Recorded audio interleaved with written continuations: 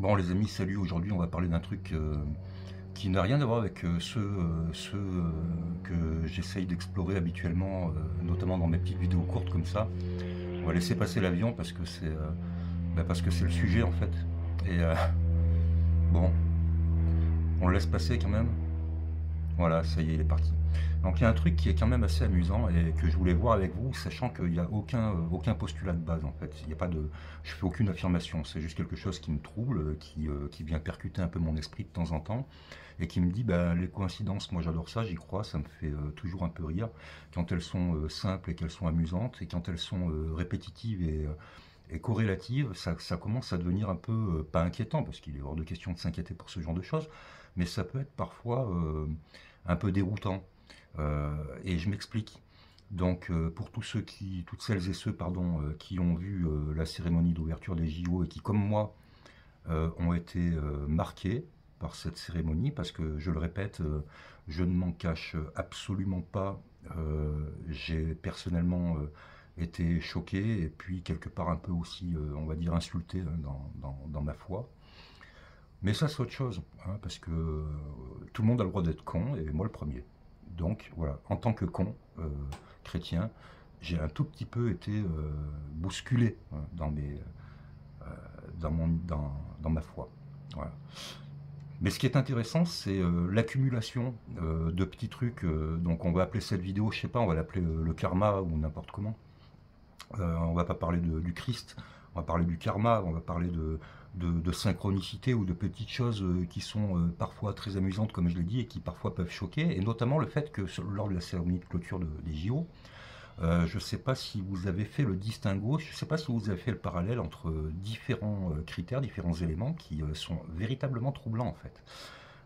Et je vais aller très court parce que je sais que je suis hyper soporifique quand je fais des vidéos et que tout le monde s'endort, donc je vais faire simple.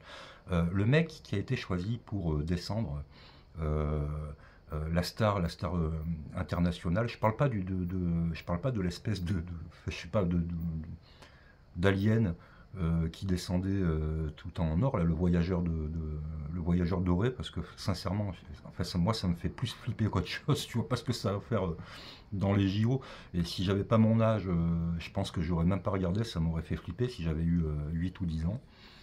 Mais Tom Cruise, bon, Tom Cruise, c'est un personnage qui est clivant, c'est un personnage qui est pas. Alors que moi, j'aime en tant qu'acteur. Hein, encore une fois, je suis pas là pour critiquer parce que le mec, il appartient à tel ou tel truc, il peut bien faire ce qu'il veut de sa foi, de son idéologie. Moi, personnellement, je m'en branle à peu près. Et puis, euh, et puis au-delà de ça, c'est un acteur qui est compétent, hein, parce qu'il fait quand même l'unanimité sur la qualité de son jeu, de son métier de comédien, mais il ne faut pas oublier quand même qu'il représente l'église de Scientologie qui, elle, est clivante quand même, un tout petit peu. Bon. Et puis, il en fait partie de manière assez militante, hein.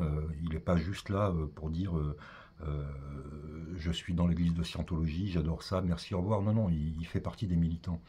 Eh ben, ce mec-là, il tombe du ciel, entre guillemets, et il vient apporter le drapeau, ou il vient prendre le drapeau, j'ai plus trop compris, c'est totalement décousu cette histoire. Mais en fait, mettez-vous dans la tête que c'est pas seulement l'église de Scientologie qui est en question là. En fait, Tom Cruise, il a été connu quand ce mec-là. Donc si comme moi, vous commencez à avoir des cheveux gris, vous vous rappelez de Cocktail, mais c'est pas Cocktail qui l'a fait connaître Tom Cruise, c'est Top Gun. Bon, et Top Gun, il jouait quoi comme rôle? Il jouait le rôle d'un pilote de chasse, si mes souvenirs sont bons. D'ailleurs, on a ressorti, je crois, Top Gun il n'y a pas longtemps en version récente. Maverick, je crois, je ne l'ai pas vu, hein. Mais mettez-vous ça comme une petite question dans le coin de votre esprit et tentez d'y répondre. Moi, je vous amène moi, je pose simplement des faits là. C'est que en l'espace de 10 jours, là, ou de 15 jours, il n'y a jamais eu autant de crash d'avions en France et à l'étranger. Et quand je dis à l'étranger, c'est à l'étranger avec un avion français, hein. Donc vous rechercherez sur internet parce que moi ça m'a saoulé. Mais il y a une dizaine de jours, une quinzaine de jours, il y a un avion qui s'est crashé, qui a fait 42 morts. Et l'avion était français. Bon, voilà, on n'en a pas trop parlé. Mais il y a quand même eu deux pilotes de chasse qui se sont rentrés dedans quand même. Bon, je dis ça, le rictus que j'ai, c'est pas un rictus rieur, hein. Putain, je veux dire, moi, je me souviens pas, et pourtant j'étais militaire quand même, hein, d'avoir deux rafales qui se crachent l'un contre l'autre. Enfin, vous me direz en commentaire, hein, mais Et puis il y a eu un crash dont on n'a pas parlé le 14 août ou le 17 août, non le 14 août pardon. Il y a eu un crash encore d'avion en France dont on n'a pas parlé là sur une zone, ils appellent ça une zone des gens du voyage, des gitans quoi. On n'en a pas parlé non plus. Et puis là aujourd'hui je crois, ou hier, il y a eu encore un crash d'avion. Donc ce que vous avez compris où je voulais en venir quand même, c'est mon discours il est chiant mais il est limpide. C'est quoi ce bordel? Enfin, je veux dire, c'est quoi ce karma tout pourri là? Est-ce que c'est un signe en disant, bon, vous avez voulu vous foutre de la gueule du monde quand même avec votre cérémonie d'ouverture et votre cérémonie de clôture, qui était littéralement une insulte au christianisme, d'une part, et qui était une insulte en fait à l'intellect, hein, tout simplement. C'est-à-dire que c'est ni artistique, c'est ni beau, enfin je veux dire, voilà, c'est juste une insulte à l'intellect, et peut-être même, j'irais dire jusqu'à une insulte à l'humanité. Ça me regarde, moi.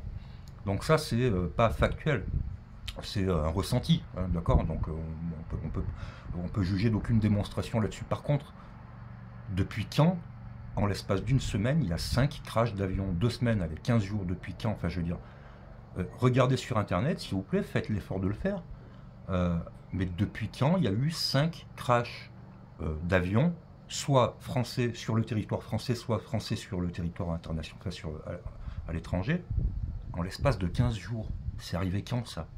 L'avion, c'est soi-disant l'outil de transport le plus fiable au monde. En pire, des militaires, quoi. Je veux dire, des mecs qui sont super formés, quoi. Et à côté de ça, le représentant de la cérémonie de clôture, c'est justement le mec qui joue le rôle d'un pilote de chasse. Si ça ne vous questionne pas sur le karma, enfin, je dis karma, je ne devrais pas dire karma normalement, hein, mais je ne veux pas rentrer dans le christianisme et les trucs comme ça, quoi. Donc il faut que ce soit ouvert à tous. Donc comme tout le monde connaît le terme de karma, moi je dirais plutôt signal, hein. Je dirais plutôt signal d'alarme en définitive. Alerte! Voilà, vous me direz ce que vous en pensez dans les commentaires. Je vous embrasse les petits amours, les petits pious. Continuez vos vies le plus honnêtement possible. Je vous embrasse les amours. Ciao.